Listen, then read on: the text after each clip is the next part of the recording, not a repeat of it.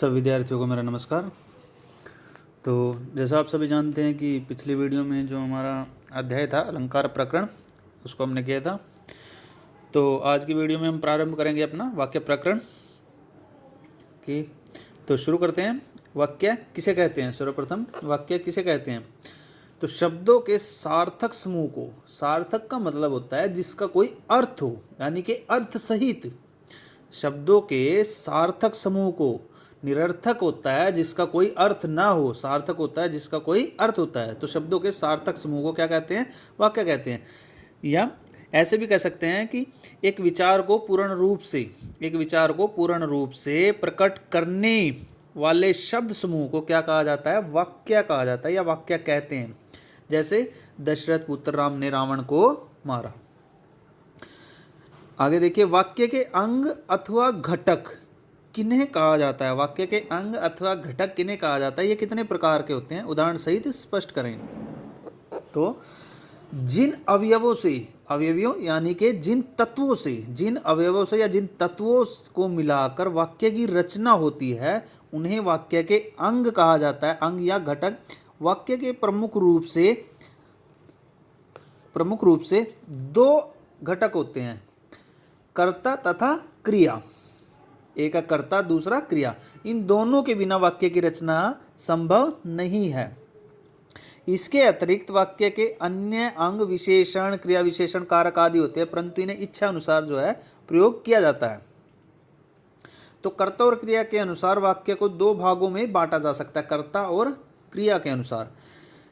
उद्देश्य होता है, कर्ता जो होता है वो उद्देश्य और विधेय क्रिया। तो उद्देश्य वाक्य में जिसके बारे में कुछ बताया जाए या कुछ कहा जाए, वाक्य में जिसके बारे में कुछ बताया जाए या कुछ कहा जाए उसे क्या कहते हैं? उद्देश्य कहते हैं। जैसे सुमन अध्यापिका है, तो सुमन अध्यापिका, सुमन क्या है? कर्ता है। तो बताना किसके बारे में? कर्ता के बारे में। जो उद्देश्य है कि वो क्या है? अध्यापिका है। तो विधेय वाक्य में उद्देश्य के विषय में, यानी कि उद्देश्य के विषय में जो कुछ कहा जाए उसे क्या कहते हैं?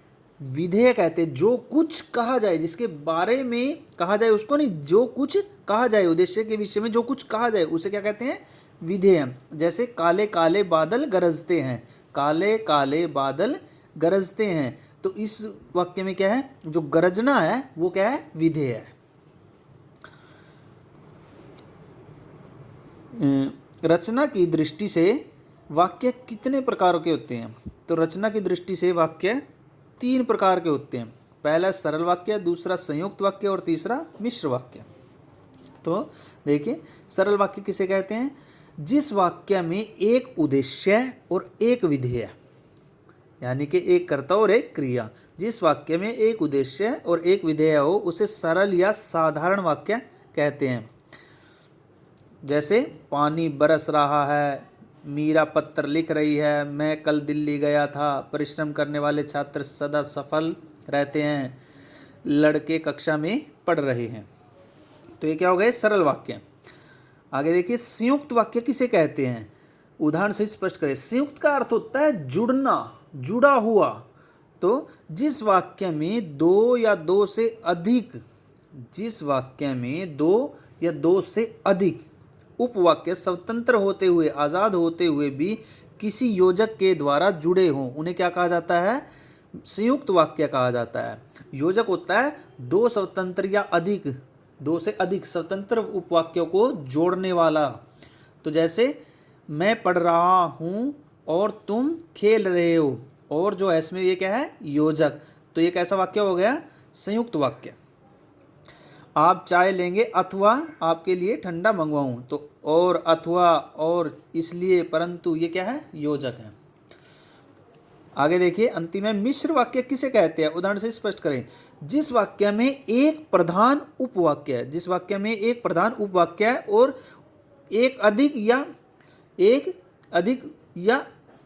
हो या अधिक हो, उसके ऊपर क्या हो? आश्रित उपवाक्य हो, उसे मिश्र वाक्य कहा जाता है। जैसे मीनू ने कहा कि वह दिल्ली जा रही है, जैसे ही मैं स्टेशन पहुंचा गाड़ी आ गई।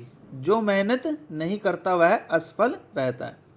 तो आज की वीडियो में ये हमने हमारा जो अध्याय था वाक्य प्रकरण इसको किया है। तो सभी विद्यार्थी इसको याद करेंगे और अपनी कॉपी पर लिखेंगे। धन्यवाद।